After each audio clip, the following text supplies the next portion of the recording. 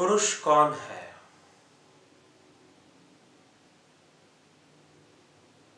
सांख्य दर्शन के अंदर, सांख्य के द्वैतवाद में दो ही तत्व मुख्य हैं, एक है पुरुष और प्रकृति।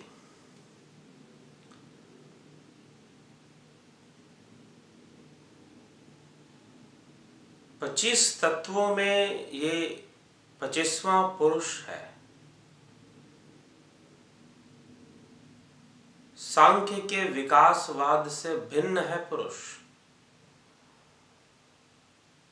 इसे सांख्य का द्वैतवाद भी कहते हैं।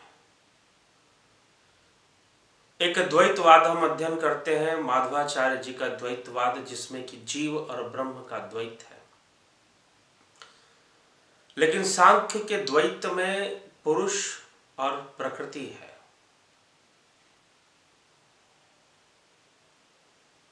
तो महर्षि कपिल बताना चाहते हैं कि जो पुरुष है ये है कौन?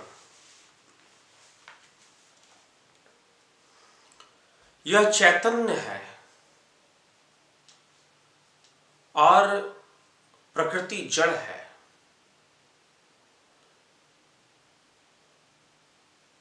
लेकिन अब इसमें एक बड़ी विचित्र सी बात है कि जो चैतन्य है वो निष्क्रिय है और जो जड़ है, जो प्रकृति जड़ है, वो सक्रिय है, वो क्रियाशील है, गतिवान है। लेकिन जो चैतन्य है, जो पुरुष तत्व है, पुरुष चैतन्य है और पुरुष निष्क्रिय भी है, दोनों ही है। वो चैतन्य भी है और वह निष्क्रिय भी है। थोड़ा सा यहां पर सोचने में आ सकता है कि जो वस्तु जड़ है उसमें गति है, वो क्रियाशील है, सक्रिय है, और जो चैतन्य है वो निष्क्रिय क्यों है? जबकि लगता तो ऐसा है कि जहां भी गति है, जहां भी क्रिया है, वो तो चैतन्य के कारण है, चेतना के कारण होना चाहिए। लेकिन यहां पर बताया जा रहा है, हमारे शास्त्र कह रहे हैं कि जो चैतन्य है वो निष्क्रिय है। पुरुष चैतन्य है और निष्क्रिय है और निर्गुण है। प्रकृति जड़ है अर्थात चैतन्य नहीं है, सक्रिय है और गुणवान है, वो निर्गुण नहीं है, गुणवान है, उसके अंदर गुण है। तो आज हम पुरुष और प्रकृति के ही विषय को समझने का हम प्रयास करें कि ये कैसे संभव हो पाया, ये संसार की सृष्टि किस लिए? पुरुष और प्रकृति के संसर्ग से जो विकासवाद उत्पन्न हुआ, पुरुष और प्रकृति की प्रतिक्रिया से जो जन्म, जो विकास की श्रृंखला प्रारंभ होती है, प्रकृति से महत बनता है, महत से अहंकार, अहंकार से मन, फिर ज्ञानेंद्रिया, कर्मेंद्रिया और 5 तन्मात्राएं और पंचभूतों का निर्माण होता है, विकास होता है, निर्माण नहीं विकास होता है। ये विकसित होती हैं, विकासवाद का सिद्धांत है इसमें। तो ये जितना भी विकास हुआ, ये विकास है किसका? प्रश्न ये है, किसका विकास हो रहा है? अब हम कहेंगे कि भाई पुरुष का विकास नहीं, पुरुष का कोई विकास नहीं हो रहा, विकास प्रकृति का है। प्रकृति विकसित हो रही है, बुद्धि में, अहंकार में, मन में, या फिर अनेक रूप धारण कर रही है, हम ये भी कह सकते हैं। तो पुरुष और प्रकृति को समझना, पुरुष और प्रकृति के का जो वास्तविक अर्थ है, जो बताया गया है, यद्यपि शब्दों से आदमी कितना समझेगा, लेकिन शब्द प्रेरणा बनते हैं, वो निरर्थक नहीं होते, प्रेरणा बनते हैं, जो हमें प्रेरित करते हैं कि ये वस्तु इस प्रकार से है और उसको वैसा जानो। और अगर शास्त्रों के शब्द ना पता हो तो निश्चय ही भ्रमित होने की संभावना है।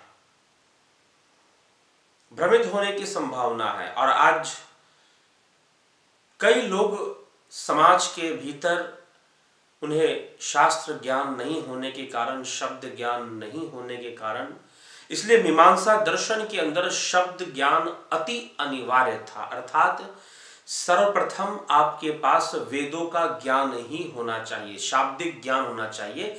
उसके बाद वो जो करने के लिए कह रहे हैं वो समझ में आएगा कि करना क्या है। अगर समाज में धार्मिक प्रपंच अगर सनातन धर्म के नाम पर या वैदिक धर्म के नाम पर अगर है, तो उसका कारण यह है कि समाज में लोगों ने, साधारण जनमानस को पास शब्द ज्ञान नहीं है।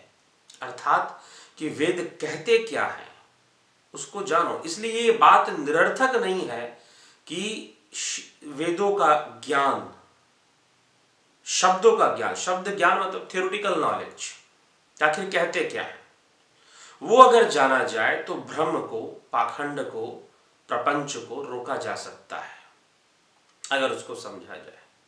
तो इसीलिए यहां पर पुरुष प्रकृति, इसको समझना कि इसके बारे में कहा क्या जा रहा है, सांख्य दर्शन क्या कह रही है।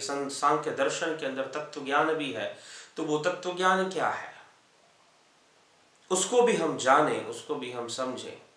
तो पुरुष और प्रकृति ये दो चीजें हैं।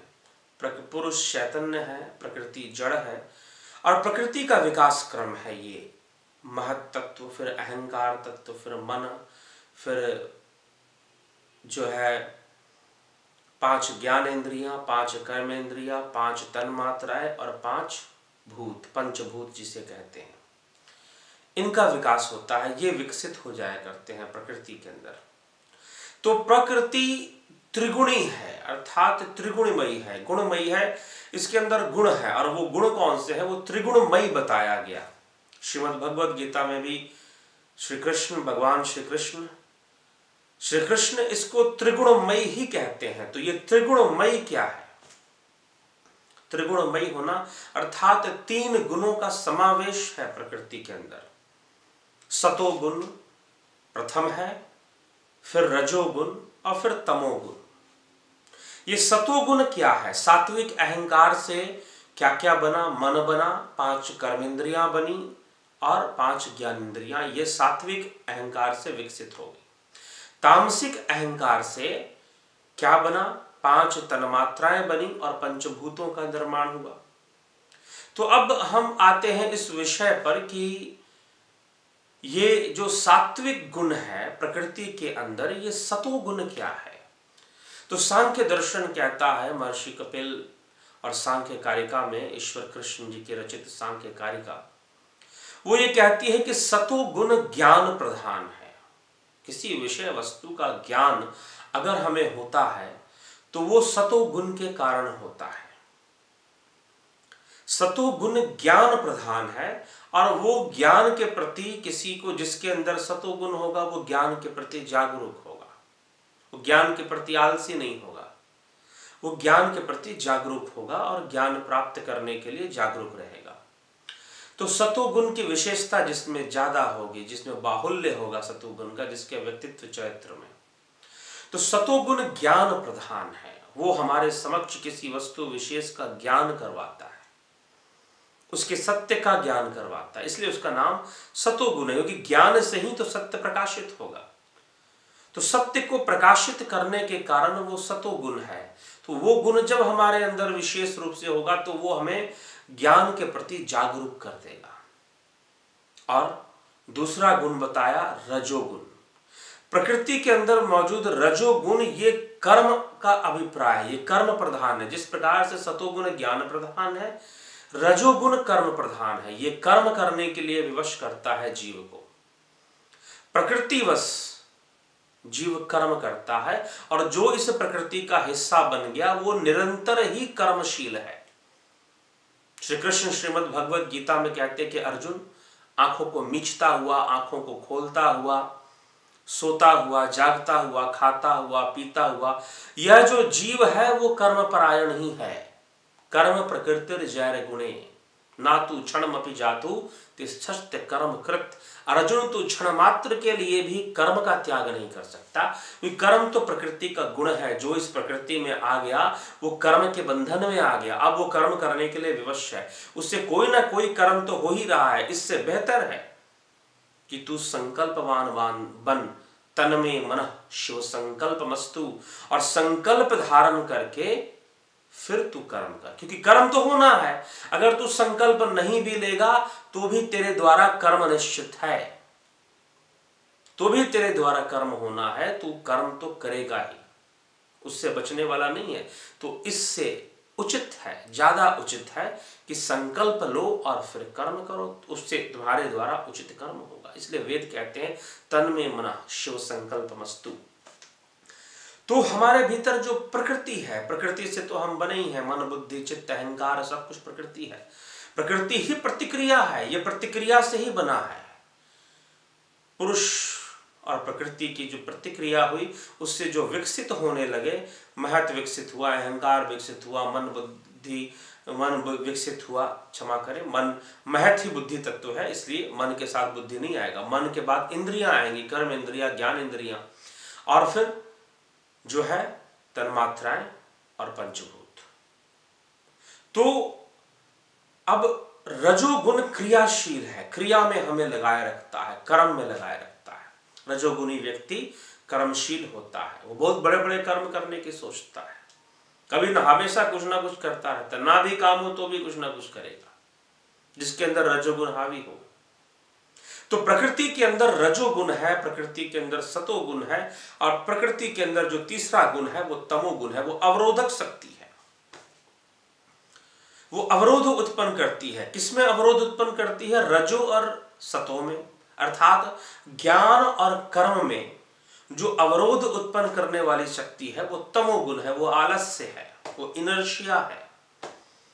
आदमी सोया हुआ है तो सोचता है कि हम सोए रहे, हम खाता रहता है तो सोचता है कि खाता ही रहे, जो काम करेगा उसी में लग जाएगा, फिर उसको तो अवरोधक तत्व। व्यक्ति परिवर्तन को स्वीकार नहीं करता। जो व्यक्ति तामसी प्रवृत्ति जिसके अंदर आ जाएगी वो मोह से ग्रसित हो जाएगा, कामनाओं से ग्रसित होगा, क्योंकि वो परिवर्तन नहीं। जीवन में सुख आ गया तो सोचेगा सारी जिंदगी सुख ही रहेगा, लेकिन यह है चक्रवत विधि की गति, ऊपर कभी नीचे कभी, सुख दुख न रहते सम कभी, आते कभी जाते कभी। ये तो चलायमान है, चलता रहता है। इसलिए प्रकृति त्रिगुणमयी है, ये विकासवाद प्रकृति के साथ है। लेकिन इस परिवर्तनशील प्रकृति के अंदर जो गतिशील है, गतिशील होने के कारण नित्य परिवर्तनशील है, ये नित्य ही परिवर्तनशील है। नित्य इसके अंदर परिवर्तन का जो नियम है, गति का जो नियम है, वो प्रकृति के अंदर नित्य है। लेकिन प्रकृति के जो तत्व हैं जो विकसित हुए उनका प्रलय संभव है, प्रकृति का प्रलय संभव नहीं। सांख्य दर्शन के अनुसार प्रकृति सर्वदा नित्य है, उसका प्रलय नहीं होता, प्रकृति का नहीं होता। लेकिन प्रकृति के इन तत्वों का प्रलय हो सकता है, और प्रलय भी क्या होगा, वो अपने कारण तत्व में जाकर समा जाएंगे। वो प्रलय कुछ उस तरह से नहीं कि विश्व का विनाश होगा, ऐसे कोई बाढ़ आएगी और कोई भूकंप आएगा, और उस तरह का प्रलय की चर्चा यहाँ पर नहीं, ये ध्यान रखें। तो सांख्य दर्शन के अंदर जो मुख्य जो आधार है, सभी बातों का जो आधार है, वो दो चीजें हैं, प्रकृति और पुरुष। तो प्रकृति क्या है और पुरुष क्या है? अब ये सारी चीजें गतिशील होती हैं, प्रकृति बहुत सारे कार्य कर रही है। तो प्रश्न आया कि प्रकृति ये सब क्यों कर रही है? महत्व विकसित हुआ, अहंकार, मन, ज्ञान इंद्रिया, कर्म इंद्रिया, तन्मात्राएं, पंचभूत, ये जो विकसित हुए, ये क्यों विकसित हुए, किस हेतु विकसित हुए, इनका भोक्ता कौन है, इनका अधिष्ठाता कौन है? तो इनका भोक्ता, इनका अधिष्ठाता वो परम पुरुष है, जो चैतन्य है, जो सर्वव्यापी है। वो परम पुरुष चैतन्य है, सर्वव्यापी है और निर्गुण है, वो इसका भोक्ता है, वो अधिष्ठाता है। सांख्य कारिका के अंदर एक श्लोक आता है। इस श्लोक क्या कहता है, आइए इस श्लोक को थोड़ा सा हम समझते हैं। इसमें पुरुष का वर्णन है। संघात प्रार्थत्वात् त्रिगुणादि विप्रयादधिष्ठनात् पुरुषेस्ति भोकृत भावात् कैवल्यार्थ प्रवृत्तेश्च, अर्थात पुरुष संघार्थ प्रार्थत्वात् है, त्रिगुणादिवी प्रयात है, अधिष्ठानात है, भोक्तृभावात है और कैवल्यार्थ प्रवते, अर्थात कैवल्यार्थ प्रवृत्ति, कैवल्य अर्थात मोक्ष का कारक है। वास्तव में हमें जानना किसे, क्योंकि जो कुछ भी हो रहा है पुरुष के, यद्यपि जो मुख्य साधन है वो तो प्रकृति ही है, उपादान तो प्रकृति, लेकिन जिस प्रतिक्रिया हुई पुरुष के कारण प्रतिक्रिया हुई, और फिर प्रकृति, और फिर जो है महत, अहंकार, ये सब विकसित हो रहे हैं, पंचभूत तक ये विकास कार्य चल रहा है।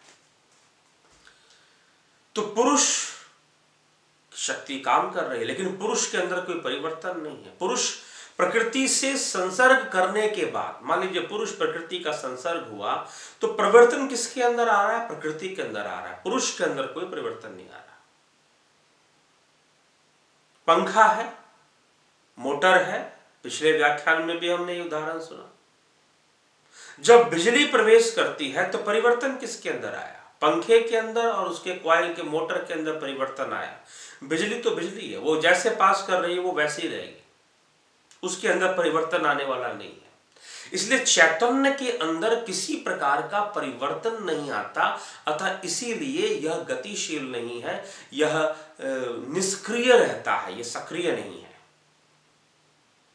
प्रकृति सक्रिय है, परिवर्तन लाती है अपने भीतर, नित्य परिवर्तन आती है, लेकिन जड़ है, इसके पास खुद का सामर्थ्य नहीं है, तो इसके अंदर जड़ता है प्रकृति के अंदर। लेकिन ये किस प्रकार से, इसलिए पुरुष को क्या कह रहे हैं? सबसे पहला शब्द सांख्य कारिका के अंदर पुरुष के लिए इस्तेमाल हुआ, संघात प्रार्थत्वात्, अर्थात प्रकृति की जिन वस्तुओं का निर्माण हुआ उसका प्रयोजन क्या है, कौन है उसका प्रयोजन, किसके लिए हुआ? क्योंकि प्रकृति तो अचेतन होने के कारण इन विषयों का उपयोग करने में असमर्थ है, अतः इसका उपयोग कौन कर रहा है? चेतना कर रही है, आत्मा कर रही है। तो सांख्य दर्शन कहता है, सांख्य कारिका कहती है कि इसका उपयोग चेतन कर रहा है, इसलिए ये संघात प्रार्थत्वात् है। फिर त्रिगुणादि विप्रयात, विश्व की वस्तुएं त्रिगुणात्मक है, क्योंकि उनमें सुख दुख और उदासीनता उत्पन्न करने की शक्ति है। इसलिए कोई ऐसे तत्व का रहना अनिवार्य है जो अत्रिगुण हो। तार्किक दृष्टिकोण से त्रिगुण का विचार अत्रिगुण के विचार की ओर संकेत करता है। वह अत्रिगुण तत्व जिसकी ओर त्रिगुणात्मक विषय संकेत करता है वो पुरुष है। अत्रिगुण तत्व पुरुष है। फिर अधिष्ठाता अर्थात अधिष्ठानात अर्थात अधिष्ठाता कौन है? इस संपूर्ण प्रकृति का अधिष्ठाता स्वयं पुरुष है, क्योंकि वो सब का अधिष्ठाता है। क्यों अधिष्ठाता है भाई? सांख्य के अनुसार वह चेतन तत्व पुरुष है जो प्रकृति, महत, अहंकार, मन आदि अचेतन पदार्थों का पथ प्रदर्शक है। पथ प्रदर्शक है। यद्यपि विद्युत जो है इस सभी क्रियाओं से अलग है, वो उसका अपना फ्लो है। घर के अंदर कई यंत्र अगर जोड़ दिया जाए, पंखा, light, fridge, tubelight, cooler, AC सब जोड़ दें आप, तो विद्युत का अपना एक प्रवाह, उसके चलने के कारण सब चल रहे हैं, उसके विद्यमान होने के कारण बाकी कार्य कर रहे हैं। लेकिन खुद बिजली कोई काम नहीं करती, बिजली खुद से कोई काम नहीं करती, वो दूसरों से करवा रही है। उसी प्रकार से अधिष्ठाता यहाँ पर पुरुष है। चैतन्य विद्यमान होने के कारण सब कुछ गतिशील है, सब कुछ हो रहा है, लेकिन स्वयं उस गति से चैतन्य निर्लिप्त है, वो सबका अधिष्ठाता है। और फिर भोक्तृभावात अर्थात वो सबका भोक्ता है। अर्थात इस प्रकृति को भोगने वाला कौन है?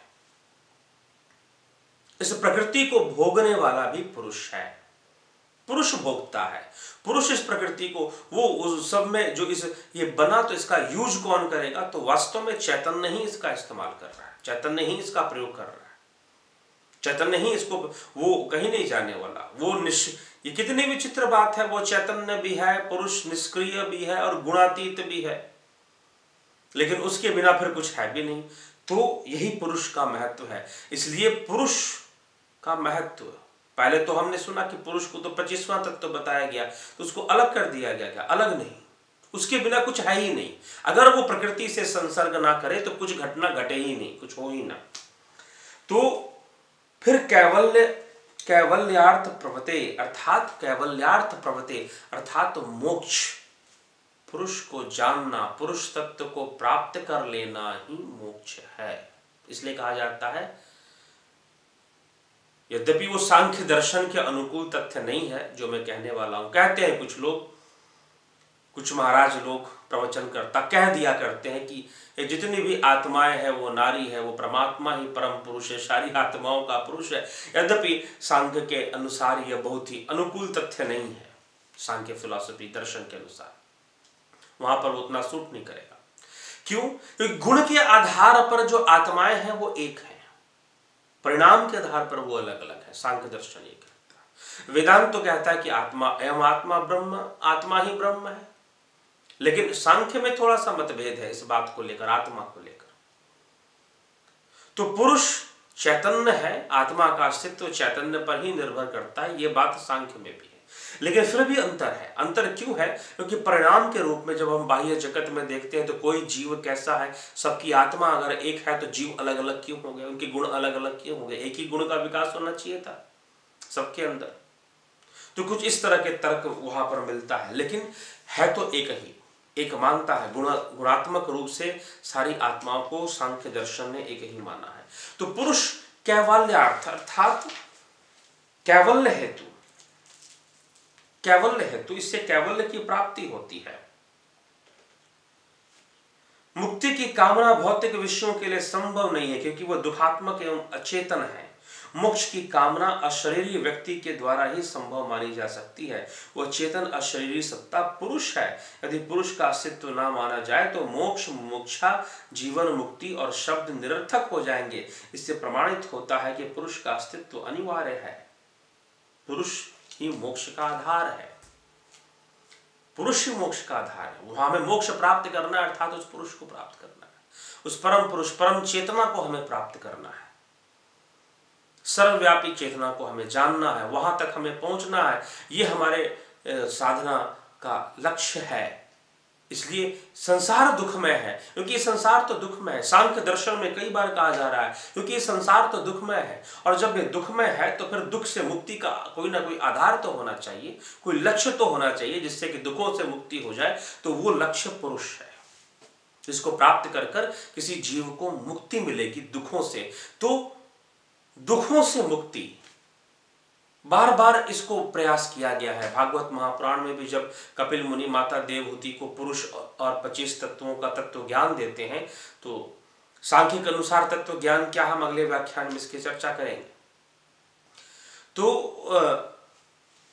तो वहां पर पुरुष तत्व और प्रकृति तत्व की बहुत चर्चा मिलती है। तो पुरुष को प्राप्त कर लेना, वो पुरुष कौन है, उसकी महिमा है, उसके कारण से सारी सृष्टि हो रही है और वही भोगता है। वो स्थिर रहते हुए भी, वो निष्क्रिय रहते हुए भी वो सबका बन रहा है। इसलिए वो उसके संसर्ग से सब कुछ हो रहा है। इसलिए पुरुष मोक्ष दायक है और उसमें मोक्ष की स्थिरता है। जीव जब पुरुष परम चेतना को जान जाता है तो वह मुक्ति के मार्ग पर आ जाता है, और जब पूर्णता उसमें लीन हो जाता है तो मुक्त हो जाता है। उस पुरुष में जाकर चेतना बचती है और सारे तत्व एक दूसरे में लीन हो जाते हैं। पंचभूत जो है अहंकार में, तन मात्राएं तामसी अहंकार में, मन ज्ञान इंद्रिय कर्म इंद्रियां भी उसमें जाकर निहित हो जाती हैं, स्थित हो जाती हैं। और फिर जो है ये सारे सूक्ष्म शरीर के उपादान है सब, ये सब कर्म इंद्रियां ज्ञान इंद्रियां। तो यू कर्म इंद्रियां वैसे तो हमारे चेतन प्राप्त तो है, लेकिन मुख्य रूप से जो क्रियान्वित है वो सूक्ष्म रूप में है। तो इस कारण से वो सूक्ष्म है, और ज्ञान इंद्रिया कर्म इंद्रिया ये मन सब जाकर अहंकार में, अहंकार महत में, और महत अंततः प्रकृति में जब चला जाता है तो वो अपना रूप खो देता है। उस समय शुद्ध चैतन्य बसता है, वो पुरुष बसता है। जब वहां की प्राप्ति वहां तक संभव हो पाता है तो मोक्ष होता है। तो मोक्ष स्थापित होता है, जीव मोक्ष को प्राप्त करता है और उसे इस दुखमय संसार से, जिसके दुख का कारण अहंकार तत्व है, उस दुखमय संसार से उसे मुक्ति मिलती है। तो यह संसार दुखमय है। इस संसार की जो सृष्टि है वो स्थिर नहीं है, गतिशील है, नित्य परिवर्तनशील है और यह नित्य परिवर्तनशील होना ही तो दुख का कारण है। इस संसार का नित्य परिवर्तनशील होना ही दुख का कारण है। तो इस दुखों से ऊपर उठने के लिए पुरुष को जानना अत्यंत आवश्यक है। पुरुष को जानना अत्यंत आवश्यक है और यही मुख्य विषय है सांख्य शास्त्र का कि जानो, उस पुरुष को जानो और प्रकृति को जानो। उनको जानना ही ज्ञान है। तो जब हम पुरुष तत्व को जान लेते हैं, उसके साथ अपना संबंध स्थापित कर देते हैं और हम अपने आप को जब उसमें लीन कर देते हैं, तो सारे विकासवाद के, जो सांख्य के विकासवाद के जितने भी तत्व हैं, वो भी साथ ही साथ हमारे व्यक्तित्व के साथ वो सब के सब लीन हो जाते हैं उस परम पुरुष में, उस चेतना में। फिर विशुद्ध चेतना ही रह जाती है, फिर वह पुरुष ही रह जाता है। तो उसी ज्ञान के मार्ग को समझाने के लिए यहाँ पर इस प्रकार की चर्चा सांख्य दर्शन में प्राप्त हो